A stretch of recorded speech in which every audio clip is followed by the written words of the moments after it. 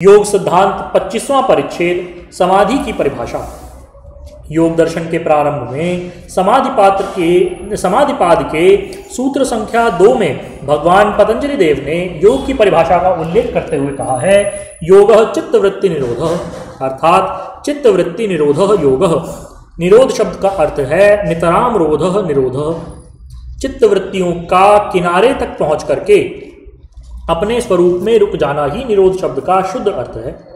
जब मनुष्य की चित्तवृत्तियां स्वकीय गुणात्मक स्वरूप में अवस्थित हो जाती हैं और आत्मा गुणात्मिका बुद्धि के बोध को छोड़ करके अपने निजी स्वरूप में अवस्थित हो जाता है, तब समझना चाहिए कि यह आत्मा का कैवली भाव है। इसी भाव को योग दर्शन के कैवल्य पाद में भगवान पतंजलि देव ने बुद्धि साम्य कहा है। सत्व पुरुषयो शुद्धि साम्ये कैवल्यमिति, अर्थात प्रकृति और पुरुष की जब बराबर शुद्धि हो जाती है, गुणात्मिका चित्तवृत्तियों का गुणों में अवस्थान हो जाता है और आत्मा बौद्धेय धर्मों को छोड़ करके पूर्ण रूपेण स्वस्थ हो जाता है, तभी वह केवली भाव को प्राप्त होता है। उसी केवली भाव को केवली मोक्ष कहा गया है।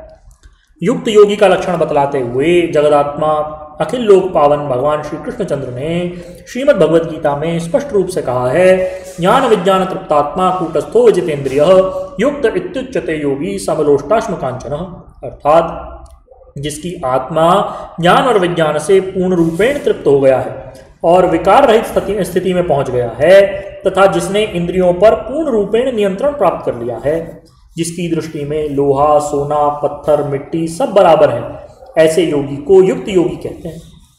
जो योगी संयम के आधार पर विषयों को प्रत्यक्ष करके उसके सारे तत्व को समझ लेता है और प्रकृति पर विजय प्राप्त करके अपने को शुद्ध स्वरूप में स्थित कर लेता है, वही युक्त योगी कहलाता है। जिस समय योगी पूर्ण रूपेण आत्म साक्षात्कार के पास पहुंचता है, तब उसे प्रातिभ श्रावण वेदनादर्श आदि सिद्धियां अनायास ही प्राप्त हो जाती हैं।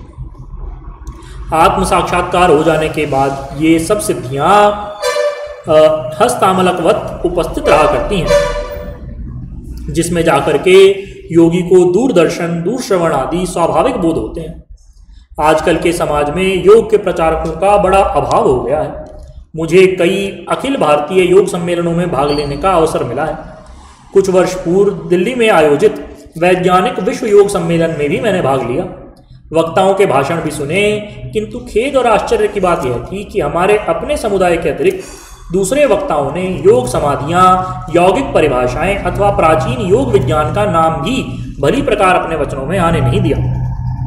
मुझे दिल्ली में होने वाले एक अन्य अखिल भारतीय योग सम्मेलन के एक अति उच्च कोटि के और योग सम्मेलन के सम्मानित सभापति का भाषण याद आ रहा है।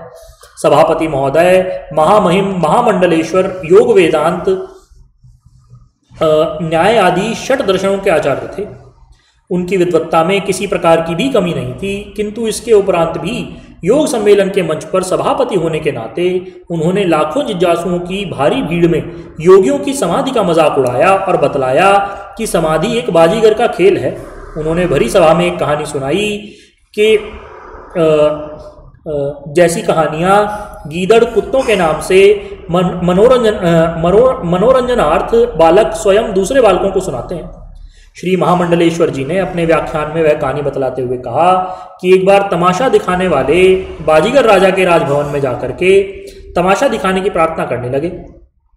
राजा ने उनसे कहा कि भाई, हम तमाशा देखना चाहते हैं, किंतु साधारण तमाशे से हमारे मन की तृप्ति नहीं होगी। हमारी अभिलाषा है कि यदि तुम तमाशा दिखला सको तो योगियों की समाधि का तमाशा दिखलाओ, ताकि हम जान सकें कि योगियों का समाधि विज्ञान क्या है और उससे दुनिया को क्या लाभ हो सकता है। बाजीगर ने राजा से विनम्र निवेदन करके समाधि का तमाशा दिखलाने के लिए 6 महीने का अवकाश प्राप्त किया और उस 6 महीने की अवधि में जाकर के उसने समाधि लगाने का अभ्यास आरंभ किया। 6 महीने में उसकी समाधि का अच्छा अभ्यास बन गया। इसके बाद वह अपने वादे के अनुसार राजा के पास पहुंचकर कहने लगा कि राजन, अब मैं योगियों की समाधि का तमाशा दिखा सकता हूं। आप यदि आज्ञा दे तो इसी समय दिखला दूं। राजा ने उसको समाधि का तमाशा दिखलाने की आज्ञा प्रदान की।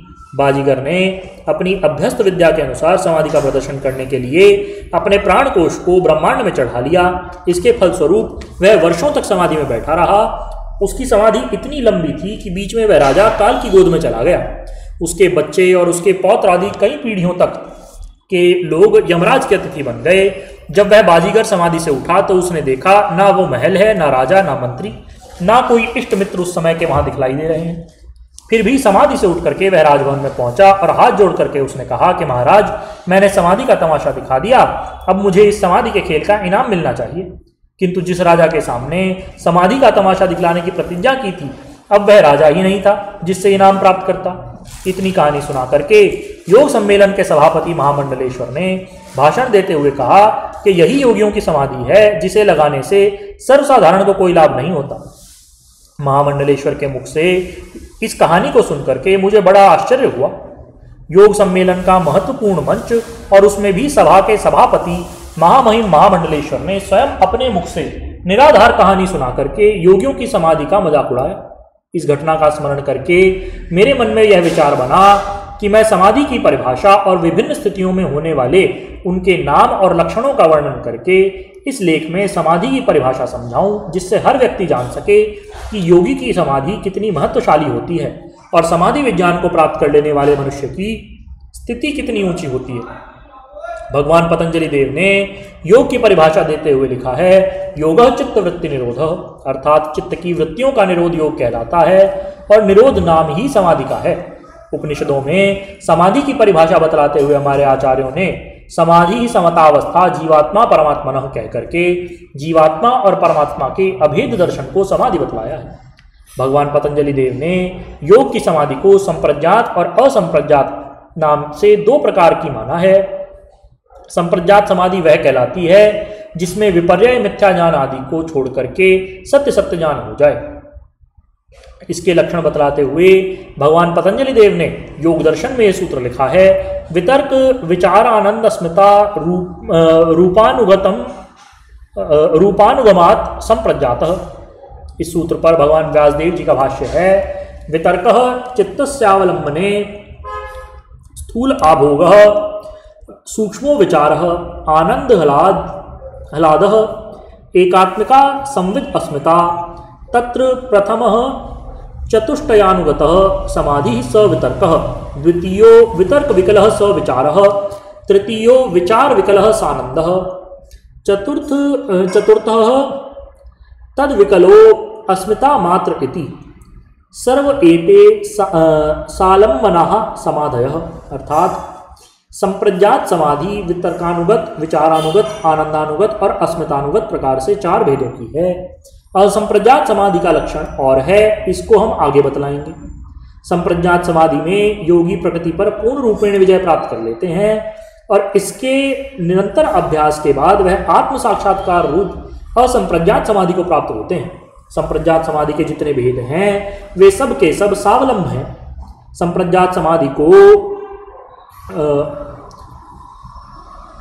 असंप्रज्ञात समाधि को प्राप्त करता हुआ मनुष्य निरावलंबता को पा जाता है। संप्रज्ञात योग में मनुष्य किन किन विषयों का किस किस प्रकार साक्षात्कार करता है, इसे कल पढ़ेंगे। बोलिए श्री सद्गुरुदेव भगवान की जय, परम प्रभु श्री रामलाल जी महाराज की जय, योगिराज अनंत स्वामी श्री चंद्रमोहन जी महाराज की जय, योगिराज श्री देवेंद्र जी ब्रह्मचारी की जय, श्री सदाशिव भगवान की जय, श्री वृंदावन बिहारी लाल की जय, श्री शंकर भगवान की जय। हर हर महादेव।